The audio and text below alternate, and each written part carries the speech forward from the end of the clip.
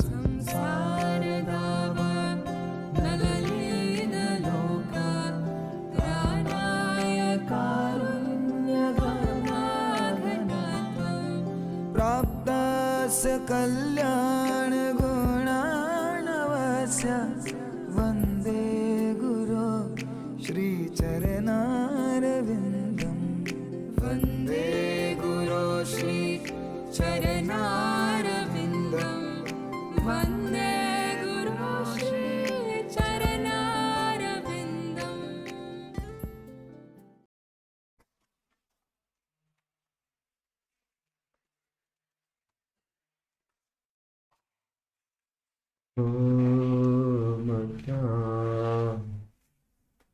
मिरन्दस्य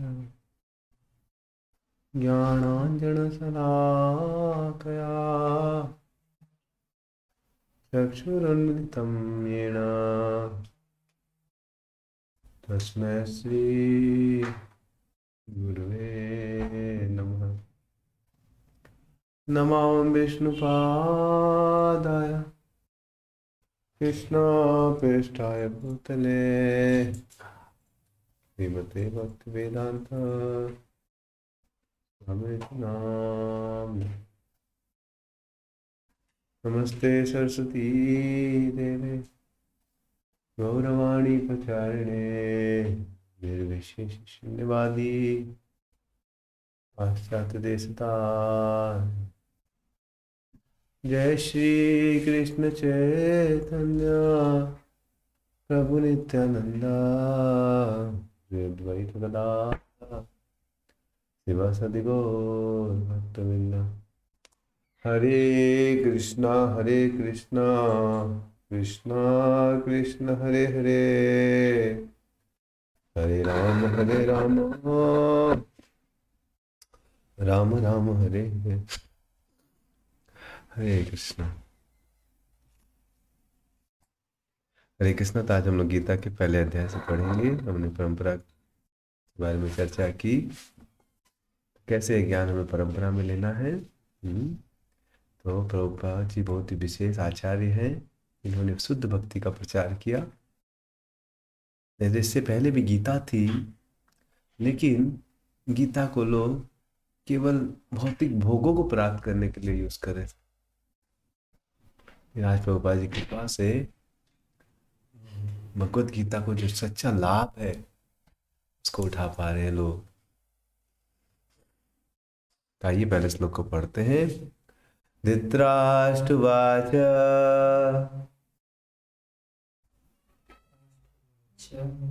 धर्मक्षेत्रे कुरुक्षेत्रे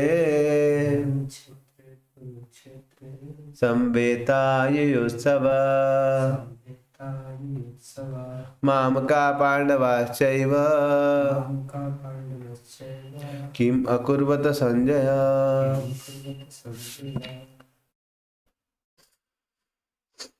धृतराष्ट्रवाच, राजा धृतराष्ट्र ने कहा, धर्म क्षेत्रे धर्म भूमि तीर्थ स्थल में, कुरुक्षेत्रे कुरुक्षेत्र नामक स्थान में, संवेता एकत्र युत्सव युद्ध करने की इच्छा से, माम कहा मेरे पक्ष पुत्रों, पांडवा पांडु के पुत्रों ने, च तथा एव निश्चय ही, किम क्या, अकुर्वत क्या किया, संजय हे संजय। धृतराष्ट्र ने कहा, हे संजय, धर्मभूमि कुरुक्षेत्र में युद्ध की इच्छा से एकत्र हुए मेरे तथा पांडु के पुत्रों ने क्या किया।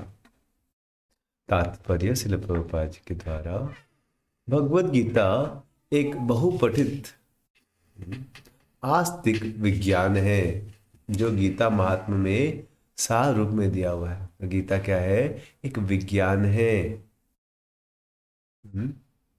बहुत ही विशेष बात बताई जा रही है कि गीता क्या है? एक विज्ञान है। इसको समझना बहुत जरूरी है कि हम समझें गीता क्या है, एक विज्ञान है। क्योंकि आप देखें गीता में सब कुछ दिया हुआ है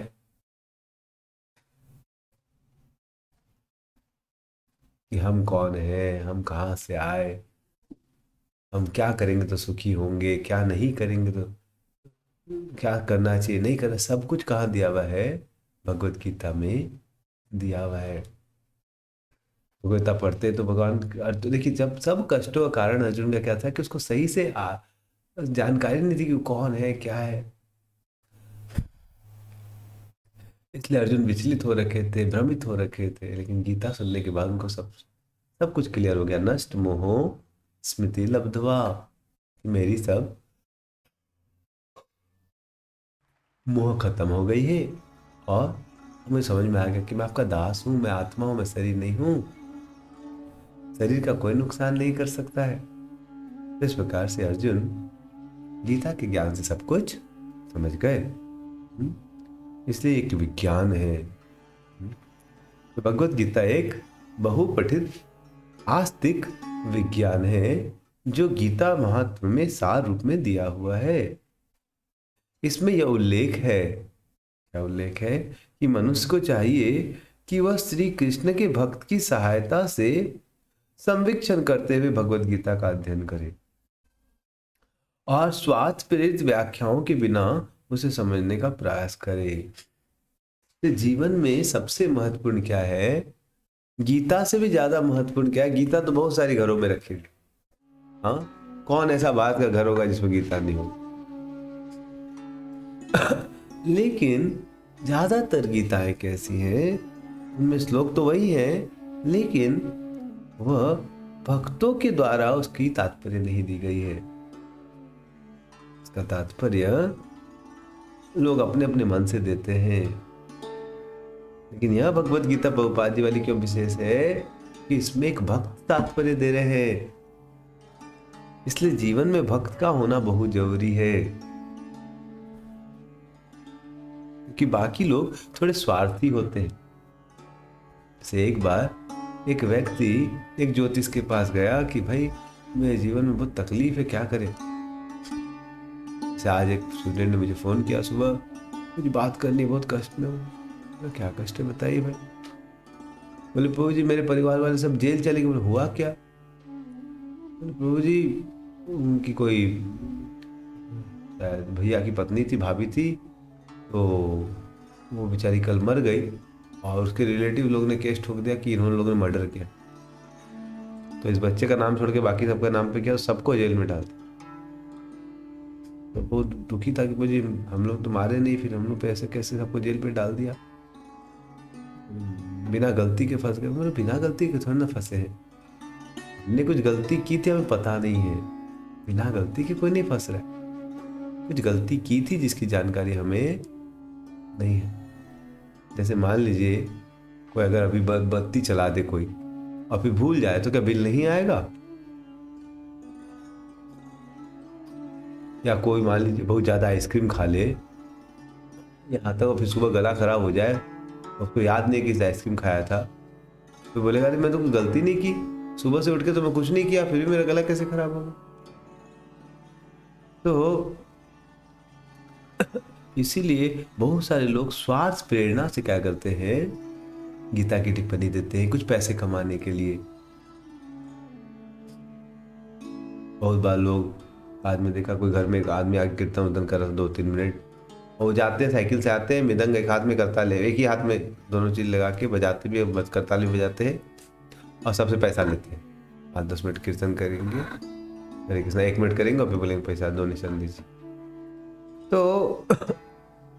तो ये लोग को सही से जानकारी नहीं होती भगवान के नामों की महिमा की। इसीलिए जीवन में एक भक्त के माध्यम से गीता पढ़नी चाहिए, क्योंकि भक्त का कुछ स्वार्थ नहीं होता है, उसको भगवान के नामों से आनंद मिलता है, वो चाहता है कि आनंद दूसरों को मिले।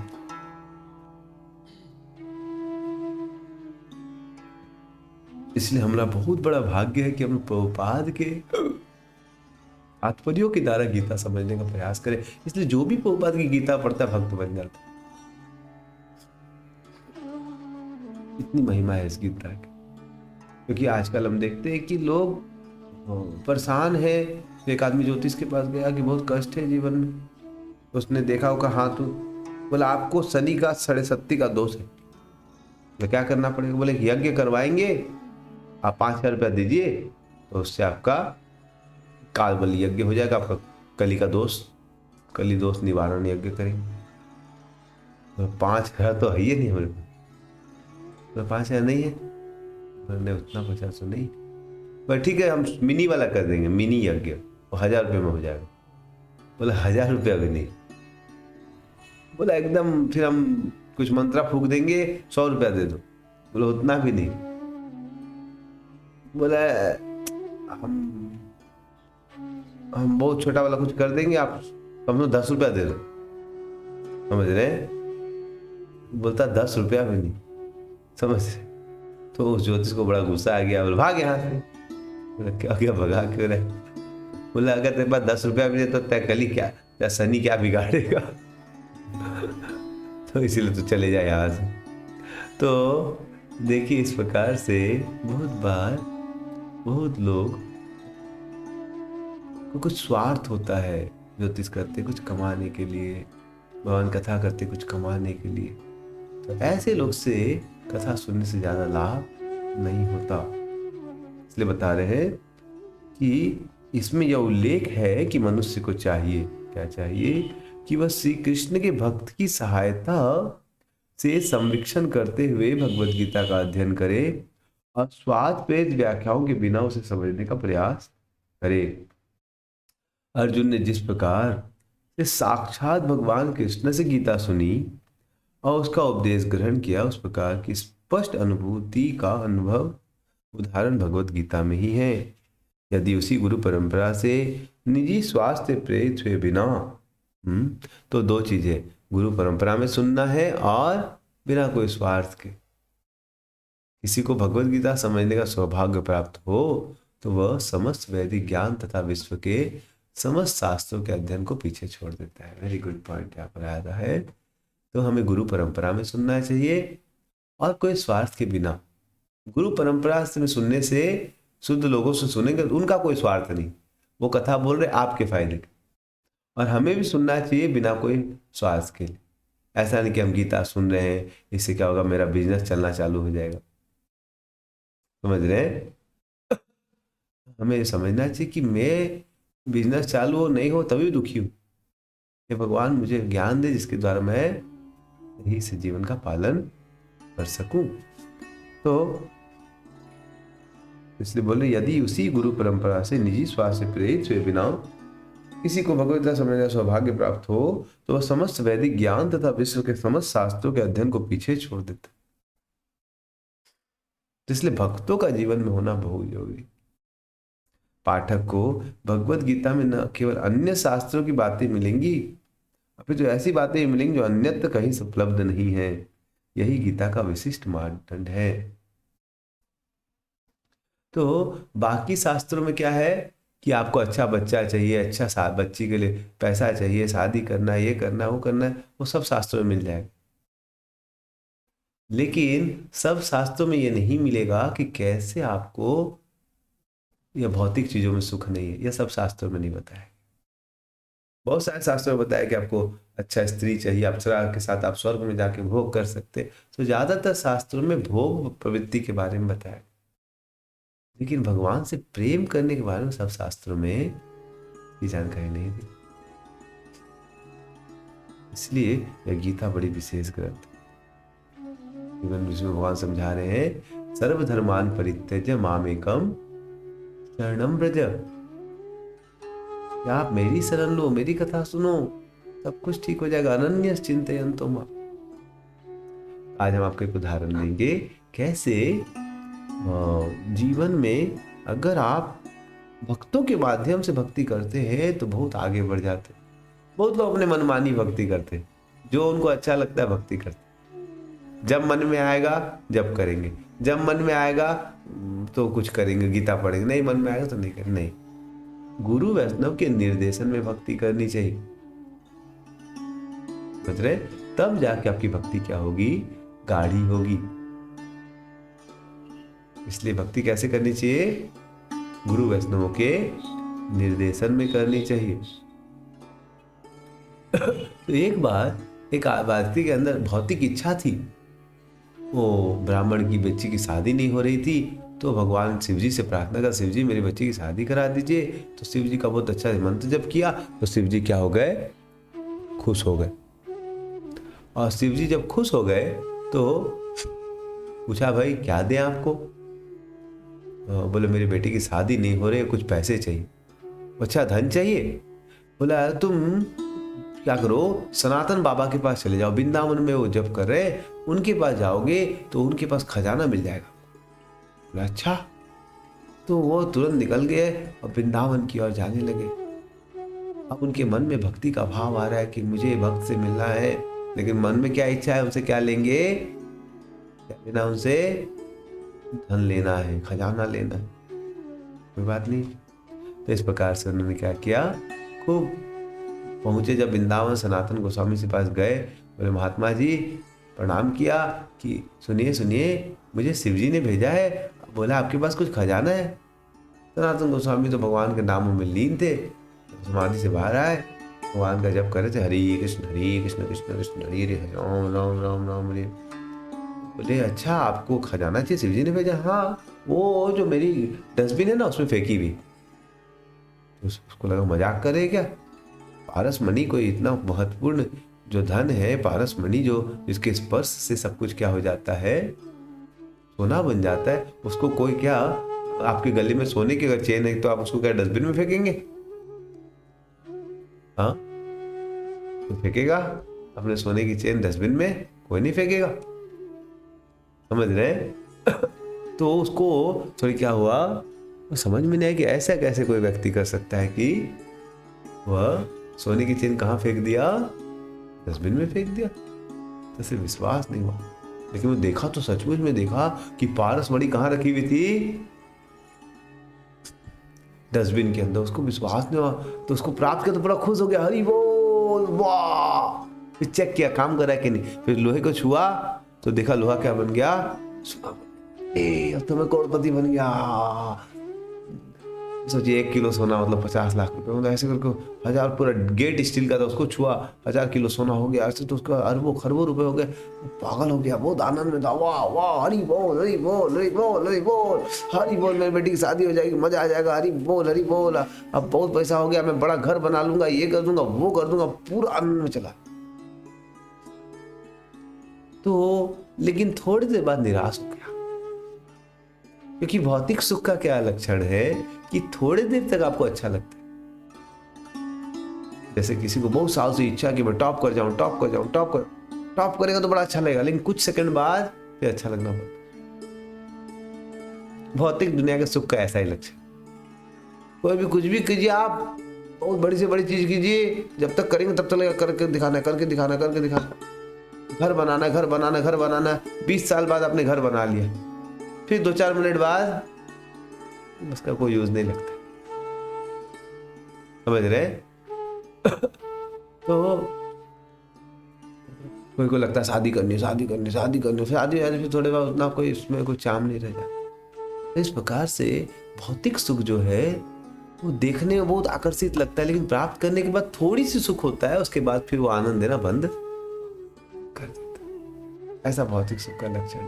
थोड़ी देर तक आनंद देता है, जैसे आप रसगुल्ला खाओगे थोड़ी देर तक आनंद देगा, उसके बाद फिर ज्यादा नहीं खा सकते।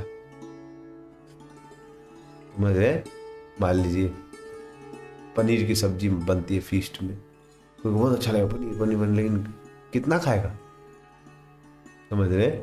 थोड़ी देर में नहीं खा सकते। तो वो ब्राह्मण को जब पारस मणि बन गया, हीरा हीरा पूरा सोना बना लिया हजारों किलो, तब उसके बाद लगने लगी तो बेकार है, इससे क्या हो? तब फिर सोचा सनातन गोस्वामी के पास कुछ सच्चा धन है, देखो वो नहीं तो डस्टबिन में क्यों फेंकेंगे पारस मणि को। तब फिर वो जाके सनातन गोस्वामी का संग किया, और शिवजी ने जानबूझ के उनको पारस मणि शिवजी भी दे सकते, लेकिन वो चाहते थे कि वो भक्त का संग करे, कि जीवन में भक्तों का संग करने से भगवान के प्रति प्रेम बढ़ने लगता है। तो सनातन गोस्वामी ने उनको समझाया, अरे उन्होंने पूछा कि महात्मा जी आपने ये पारस मणि को डस्टबिन में डाल के रखा था, इससे क्या आपके पास इससे भी महत्वपूर्ण कोई चीज है क्या? बोला हाँ है। बोले मुझे दे दीजिए। बोला नहीं, उसके लिए तुमको पारस मणि पहले क्या करना पड़ेगा, जल में फेंक के आना पड़ेगा। ऐसा मत बोलिए। देखो समझ गए, सनातन गोस्वामी झूठ नहीं बोल रहे, कुछ तो होगा। जो नहा धो के जब आए गंगा में फेंक के पारस मणि को, तब फिर सनातन गोस्वामी ने उनको क्या दिया, हरे कृष्ण कृष्ण कृष्ण हरे हरे, हरे राम हरे राम। और समझाया कि भौतिक चीजों में कुछ शक नहीं मिलने वाला आपको। देखिए दुनिया में हम लोग आए हैं, आज हम लोग जब आए थे तो अकेले थे। उसके बाद हमारे माँ से पिता से रिश्ता हो जाता है, लोगों से रिश्ता हो जाता है, शादी हो जाती है, इधर उधर रिश्ता हो जाता है। लेकिन एक समय सब चले जाएंगे, मृत्यु के समय कोई आपके साथ नहीं जाएगा। खाली हाथ आए थे, खाली हाथ ही जाएंगे। इसीलिए सनातन गोस्वामी समझाया कि हरि नाम जो है क्या है, यह भगवान का नाम सच्चा धन है। और फिर सनातन गोस्वामी के प्रभाव से उनका जीवन देखकर वो प्रेरित होकर उस ब्राह्मण ने क्या किया, हरे कृष्ण महामंत्र जप करके अपने जीवन को सफल बना लिया। इसलिए बता रहे हैं कि ये भगवत गीता क्या है, बड़ी विशेष ग्रंथ है, क्योंकि इसमें और बाकी जब ग्रंथों में भोग वासना दी गई है कैसे पूर्ति करनी, लेकिन इसमें वो तो दिया ही कैसे भोग वासना की पूर्ति, बट कैसे भोग वासना से ऊपर उठ सकते ये भी दिया हुआ है भगवत गीता। दूसरा पैराग्राफ, स्वयं भगवान श्री कृष्ण द्वारा साक्षात उच्चारित होने के कारण यह पूर्ण आस्तिक विज्ञान है। महाभारत में वर्णित धृतराष्ट्र तथा संजय की वार्ताएं इस महान दर्शन के मूल सिद्धांत का कार्य करती हैं। माना जाता है कि इस दर्शन की प्रस्तुति कुरुक्षेत्र के युद्ध में हुई, जो वैदिक युग से पवित्र तीर्थ स्थान रहा है। इसका परिचय मानव जाति के पथ प्रदर्शन हेतु तब किया गया जब वे श्लोक में स्वयं उपस्थित। तो भगवत गीता किस लिए है कि मानव जाति के पथ प्रदर्शन के लिए, हमें गाइड करने के लिए गीता बनाई गई है। इसलिए हमें डेली क्या करना चाहिए, कितने बजे उठना चाहिए, क्यों उठना चाहिए, कितना सोना चाहिए, कितना खाना चाहिए, कैसे लोगों से डील करना चाहिए, कैसे अपने परिवार को रखना चाहिए, क्या सब कुछ गीता में समझ रहे। तो धर्म क्षेत्र शब्द सार्थक है क्योंकि कुरुक्षेत्र के युद्ध में अर्जुन के पक्ष में श्री भगवान स्वयं उपस्थित थे। कौरवों का पिता धृतराष्ट्र अपने पुत्रों की विजय की संभावना के विषय में अत्यधिक संदिग्ध था। अतः इसी संदेह कारण उसने अपने सचिव से पूछा, उन्होंने क्या किया, किम अकुर्वत। समझे, वह अस्वस्थ था कि उसके पुत्र था उसका छोटे भाई पांडु के पुत्र कुरुक्षेत्र की भूमि में निर्णात्मक संग्राम के लिए एकत्र हुए हैं। फिर भी उसकी जिज्ञासा सारथी के वह नहीं चाहता था कि भाइयों में कोई समझौता। अतः वह युद्ध भूमि में अपने पुत्रों की नियंत्री भाग्य भावी के विषय में आश्वस्त होना चाह रहा है, क्योंकि इस युद्ध को कुरुक्षेत्र में लड़ा जाना था, जिसका उल्लेख वेदों में स्वर्ग के निवासियों के लिए भी तीर्थस्थल के रूप में हुआ है। अतः धृतराष्ट्र अत्यंत भयभीत था कि इस पवित्र स्थल का युद्ध के परिणाम पर न कैसा जाने प्रभाव पड़े। उसे भली भांति ज्ञात था कि इसका प्रभाव अर्जुन तथा पांडु के अन्य पुत्र पर अत्यंत अनुकूल पड़ेगा, क्योंकि स्वभाव से वे बड़ी पुण्यात्मा थे। संजय श्री व्यास का शिष्य था, अतः उनकी कृपा से संजय धृतराष्ट्र के कक्ष में बैठे बैठे कुरुक्षेत्र के युद्ध स्थल का दर्शन कर सकता था। इसलिए धृतराष्ट्र ने उससे युद्ध स्थल की स्थिति के विषय में पूछा। पांडव तथा धृतराष्ट्र के पुत्र दोनों ही एक वंश से संबंधित थे, किंतु यहाँ पर धृतराष्ट्र के वाक्य से उसके मनोभाव प्रकट होते हैं। उसे जात पूछकर अपने पुत्रों को कुरु कहा, पांडु के पुत्रों को वंश से उत्तराधिकार से विलग कर दिया। इस तरह पांडु के पुत्रों अर्थात उसके भतीजों के साथ धृतराष्ट्र की विशिष्ट मति मनस्थिति समझी जा सकती है। जिस प्रकार धान के खेत से अवांछित पौधों को उखाड़ दिया जाता, उसी प्रकार इस कथा के प्रारंभ से ही ऐसी आशा की जाती है कि जहाँ धर्म के पिता श्री कृष्ण उपस्थित हो, वहाँ कुरुक्षेत्र रूपी खेत में दुर्योधन आदि धृतराष्ट्र के पुत्र रूपी अवांछित पौधों को समूल नष्ट करके युधिष्ठिर आदि नितान धार्मिक पुरुषों की स्थापना की जाएगी। यहाँ धर्म क्षेत्र तथा कुरुक्षेत्र शब्दों को की उनकी ऐतिहासिक तथा वैदिक महत्व के अतिरिक्त यही सार्थकता है। Very good. तो यहाँ पर पहुँच का तात्पर्य ऐसे होता है। तो पापा जी बता रहे हैं गीता का ही सार है कि जो आदमी भगवान के अनुकूल जीवन जिएगा, जैसे पांडव लोग जी रहे थे, तो उनके ऊपर कितनी भी विपत्ति आए सब उनको और क्या करेंगे, भगवान उनकी खुद मदद करेंगे। भगवान उनकी खुद क्या करेंगे, मदद। इसीलिए रोज क्या करना चाहिए, बढ़िया से हमें भगवत गीता पढ़ना चाहिए और भगवान को केंद्र बना के जीवन जीना चाहिए। और जो भी मुसीबत आए घबराना नहीं चाहिए। ऐसा लग रहा था पांडव लोग हार जाएंगे, लेकिन भगवान हारने नहीं दिए। भगवान ने उनको, वैसे देखने में कमजोर थे लेकिन वो लोग जीत गए भगवान की कृपा से। वैसे जीवन में बहुत बार ऐसी स्थिति आएगी कि हमारे साथ गलत किया जा रहा है, समझ रहे, और हम सही करें तो हमको नुकसान हुआ। मान लीजिए हम माला कर रहे हैं, सही कर रहे हैं, हम दूसरों का बुरा नहीं करते हैं, हम उसको भक्ति, लेकिन वो हमारा नुकसान होते जा रहा है। और कोई आदमी गलत कर उसका अच्छा हो रहा है, लेकिन घबराना नहीं चाहिए। जैसे कौरव लोग गलत करके ही फायदे में थे, पांडव लोग सही करके भी जंगल जा रखे परेशान थे, लेकिन अंततः कृष्ण आपके साथ। इसलिए सुबह उठ के जप करना चाहिए, हरे कृष्ण कृष्ण कृष्ण हरे हरे, हरे राम राम राम हरे हरे। रोज 1 घंटा 8 घंटा गीता पढ़नी चाहिए। रोज भक्तों भगवान को भोग निवेदन कर सकते, भोग निवेदन करके ही खाना चाहिए। इस प्रकार से हमें रोज अपनी भक्ति करनी चाहिए। हरे कृष्ण कृष्ण कृष्ण हरे हरे, हरे राम राम राम हरे। किसी का कुछ प्रश्न है तो पूछ सकते।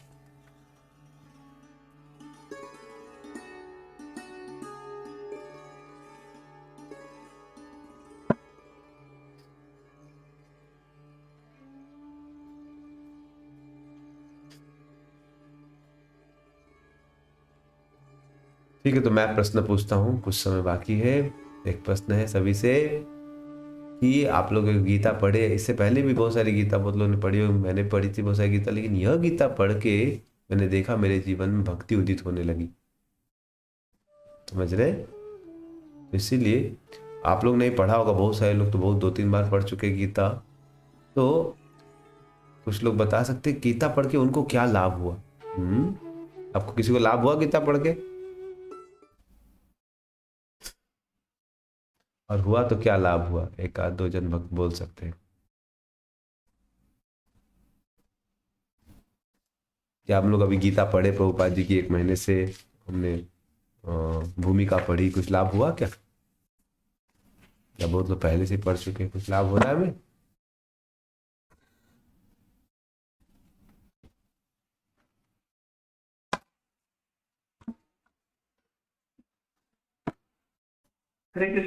हरे कृष्ण माता जी।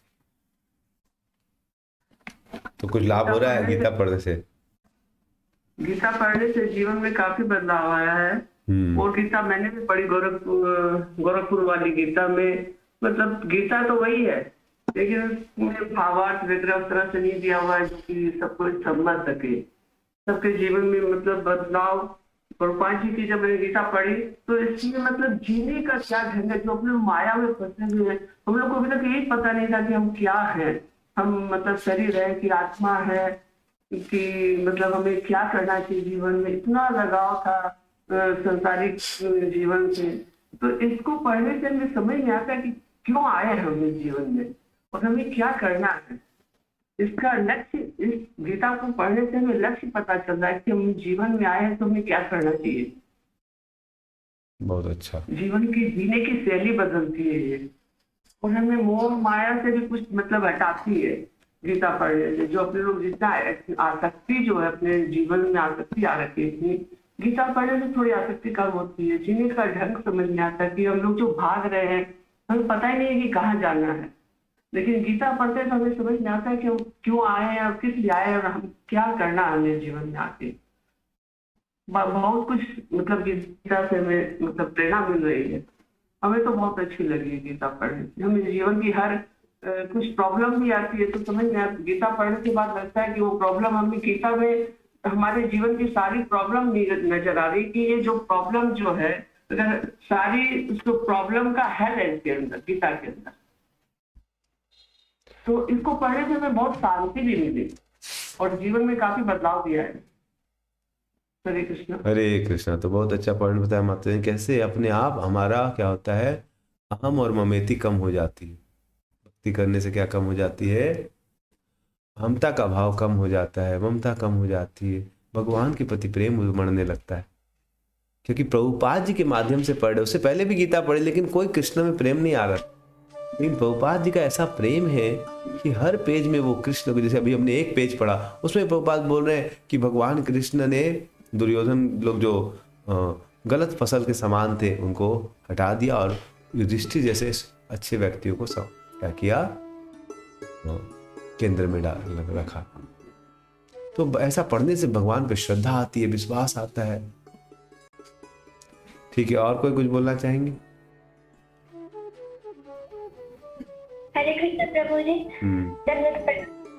एक चीज ये तो माता जी जो बताई कि लाइफ का अपना पर्पस क्लियर हुआ, और फिर एक फायदा हुआ ना कि पहले संदीप महतो जी का हम बात बहुत सुनते थे लेक्चर वगैरह, तो लाइफ में ना लगता था कि हाँ कुछ करना है, पर इतना टेंशन रहता था, इतना बार लगता है एंजाइटी में चले जाएंगे।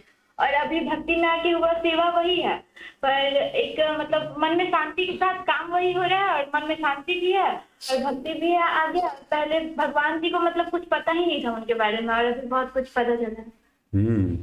Very good point Priyanka. तो प्रियंका ने बताया कैसे अभी हम पहले पता ही था भगवान भी है सही से। अब मान लीजिए कोई बेटा है, उसको पिताजी सब कुछ ला के दे रहे हो, उसको पता ही नहीं पिताजी दे रहे, समझ रहे? वो सुबह उठता है 10 बजे और उसको खाना प्लेट अपने आप प्रसाद का खाने का रखा रहता है, उसको पता नहीं बेचारी माँ कितना 4 घंटा उसके लिए बनाई है, समझ रहे हैं? और वो अपना खा जाता है, फिर सो लेता है। लेकिन उसके पीछे कितने लोग उसके लिए इलेक्ट्रिसिटी पिताजी अरेंज कर रहे हैं। तो जिसको ये ज्ञान नहीं होगा तो दुखी रहेगा। जैसे मान लीजिए कोई आदमी कोई दुकान में काम करता है, कंपनी में काम करता है, कंपनी उसको पैसा दे रही है, उसको जानकारी नहीं कंपनी दे रही, तो फिर कंपनी का कुछ काम नहीं करेगा और दुखी रहेगा। वैसे भगवान हम लोग को खाना दे रहे, सांस दे रहे, सब कुछ भगवान दे रहे, इसकी अगर जानकारी नहीं होगी तो हम भगवान की सेवा नहीं करेंगे और फिर हम कष्ट पाएंगे। लेकिन जो आदमी जान रहा है, ओ भगवान ये दे रहे हैं, वो दे रहे हैं, भगवान मेरे घर में मेरी रक्षा भगवान ने की, तब समय मेरी भगवान अभी भी रक्षा कर रहे हैं, भगवान परमात्मा के रूप में स्थित है। तो जब भगवान के तत्व की सही से जानकारी होती, भगवान के हृदय को समझते हैं, कितना हमसे प्रेम करते हैं, उन्होंने भगवत गीता भेजी हम लोग के लिए ताकि हम लोग उनके पास फिर वापस जा सकें। इस प्रकार से जब भगवान की महिमा को देखते हैं तो फिर हमारा हृदय में बड़ी शांति मिलती है, आनंद मिलता है। Thank you very much. और कोई कुछ बोलना चाहेंगे?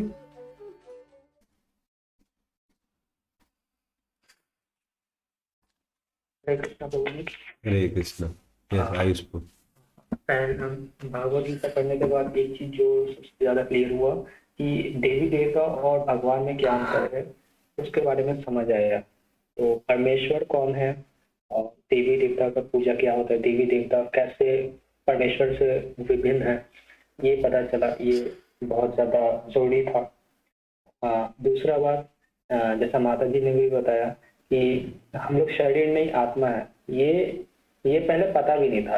अभी भागवत गीता पढ़ने के बाद पता चला है, अभी समझ ही रहे हैं, अभी पूरे तरीके से समझे नहीं है, पर कम से कम ये पता चला है कि हम लोग शरीर लेवल पे काम ना करके मतलब आत्मा को संतुष्ट करने की कोशिश करें, तभी परमेश्वर से जुड़ सकते हैं। और तीसरा जो बहुत ही ज्यादा मुझे हेल्प किया कि जैसे कभी कभी सिचुएशन आता है कि मतलब अनुकूल नहीं रहता है परिस्थिति, तो एक जैसे कृष्णा अर्जुन का मदद किए थे, ये जानते भर में भी कि अर्जुन का सेना बहुत कमजोर है, तभी वो कौरव से जीत नहीं पाते, लेकिन फिर भी चूंकि कृष्णा उनके साइड थे तो वो आराम से जीत गए। पांडव लोग आराम से जीत गए, कौरव लोग को हरा दिए। तो एक थोड़ा आश्वासन रहता है कि ठीक है कृष्णा है, वो अंतिम चाल ही नहीं। तो ये थोड़ा मतलब क्या सिक्योरिटी टाइम मतलब अंदर से लगता है कि चलो ठीक है, मतलब हो जाएगा, ये भी परिस्थिति भगवान देख लेंगे। तो देखिए भगवान की गीता पढ़ने से धीरे धीरे भय खत्म हो जाता है कि मैं कृष्णा के नियम का पालन करूंगा, मेरा कोई बुरा नहीं कर सकता। नहीं तो लोगों को बहुत भय लगता है, अरे एग्जाम के बाद क्या होगा, मेरा कोई पॉलिटिक्स कर दिया तो क्या होगा। जैसे कल एक स्टूडेंट बताए थे, कोचिंग में काम करते हैं, तो कुछ लोगों ने पॉलिटिक्स कर दी उनके साथ, तो उनको एडमिनिस्ट्रेटिव हेड बनना था, तो कुछ लोगों ने कुछ लोगों से क्या किया, गलत रिपोर्ट ले लेके मतलब उसको डायरेक्टर को भेज दिया कि आदमी का फीडबैक अच्छा नहीं है। तो इस दुनिया में बोले पूरी मैं विचलित हो गया था, क्या करूँ नहीं करूँ। फिर भगवान की दया ठीक हो गया। बोले तुमने तो किसी का बुरा नहीं किया ना, तुमने तो गलत छापा। बोले मैं नहीं किया कोई। तो कभी कभी मान लीजिए आपके अगेंस्ट बहुत लोग गलत गलत बातें बता रहे, तो आप भी, आपका ही मन करे आप भी उसके बारे में क्या बताए, गलत बातें। तो भगवत गीता बताती कि भाई वो गलत करा तो हम क्यों करें, समझ रहे। किसी ने हमारे साथ बुरा किया तो हम भी उसके साथ बुरा करेंगे। तो गीता पढ़ने से यह जो रिवेंज की भावना होती है, इसको क्या बोलते हैं, प्रतिशोध की भावना खत्म हो जाती है, समझ रहे। क्योंकि विश्वास होता है कृष्ण है ना, ठीक है वो आदमी मेरे साथ बुरा करा, मैंने कुछ गलत किया होगा इसलिए कर रहा है, लेकिन मैं इसके साथ बुरा नहीं करूं, मैं अच्छा ही करूं। थैंक यू आयुष्पू। और कोई कुछ बोलना चाहेंगे?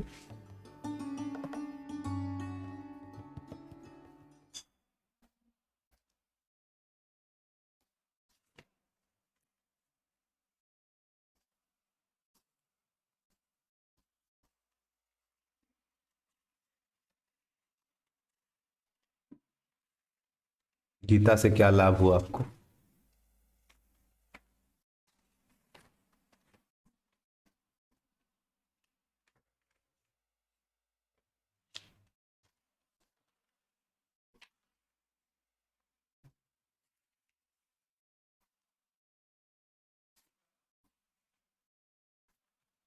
ठीक है, हम लोग यहाँ पर फिर एंड करेंगे। हरे कृष्णा कृष्ण कृष्ण हरे हरे, हरे राम राम राम। प्रभुपाद की जय, भगवत गीता की जय, गौर प्रेमानंदे हरि हरि बोल।